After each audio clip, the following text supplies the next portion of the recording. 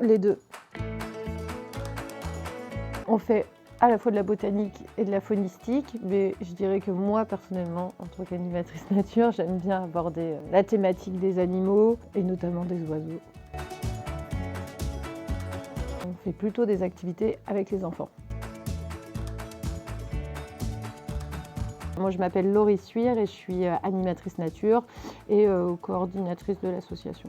Minute Papillon, c'est une association qui est située à Ligugé, au sud de Poitiers. Vraiment, au tout départ, la première année, on a mis en place un club nature. Donc l'idée, c'était de sensibiliser les enfants de la commune à la nature qui les environne. Donc on a adhéré à la fédération, la FCPN. Il y a eu beaucoup d'enfants intéressés par le format qui était une sortie par mois durant toute l'année. Et donc la deuxième année, on a ouvert un autre club nature. On a commencé à travailler aussi avec l'école du village sur la thématique de la classe dehors. Aujourd'hui, on travaille avec les écoles de Poitiers, du Grand Poitiers. On intervient aussi un peu sur le nord du département et un petit peu sur le sud du département dans le cadre d'un projet mené avec le GRED qui est Mon territoire au fil de l'eau. Donc on a deux actions spécifiques qu'on peut appeler les activités de loisirs. Donc les enfants sont adhérents là à l'association. On a 3 groupes. On a le groupe des 6-8, des 8-12 et puis on a un groupe d'ados cette année avec lesquels on construit des projets un peu plus conséquents du type chantier nature, un voyage de fin d'année dans d'autres régions. On propose aussi des stages nature. Pendant toutes les périodes de vacances scolaires, les enfants s'inscrivent. On propose des journées entières et l'été, on propose aussi des séjours avec nuitée. Et là, l'idée, c'est d'être au plus près du dehors. Donc on dort dehors, dans nos cabanes, on cuisine au feu de bois. On est exclusivement dehors et on vit pleinement les heures à découvrir l'environnement, découvrir la nature qui nous entoure. On expérimente aussi des sensations à l'extérieur. Il y a un autre pan de notre activité qui sont les interventions en milieu scolaire et aussi les interventions dans le cadre de centres de loisirs ou tout ce que je peux appeler accueil collectif de mineurs. On travaille aussi avec la communauté de communes du Haut-Poitou dans le cadre d'un projet Passart où on allie à la fois éducation à l'environnement et dessin naturaliste. On est 2 encadrantes et ma collègue a une spécificité, c'est qu'elle travaille beaucoup le dessin naturaliste, tout ce qui est aussi création artistique. Moi j'ai plutôt le volet la casquette naturaliste scientifique et en fait les deux compétences font qu'on essaye de proposer des activités qui allient les deux volets, les deux démarches.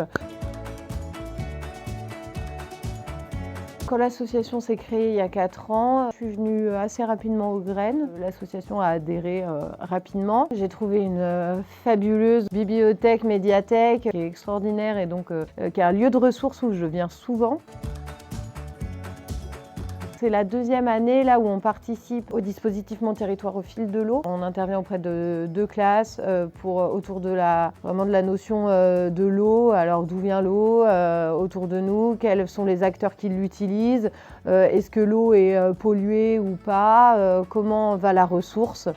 Donc c'est un dispositif qui est financé par l'Agence de l'eau. Qui est coordonné par le GREN au niveau du département Charente et département de la Vienne. Et donc nous, on est l'association qui mettons en œuvre les animations au sein des classes. Le GREN met en place une recherche-action auprès des écoles sur la thématique de la classe dehors. Alors, on a participé dans le cadre de certaines rencontres qui ont été faites avec les enseignants pour faire un retour d'expérience. Après, je trouve ça hyper intéressant de valoriser le travail et d'avoir du temps qui est consacré justement à faire le bilan de tout ça. C'est d'autant plus d'arguments qui vont servir par la suite pour diffuser cette culture-là de la classe dehors.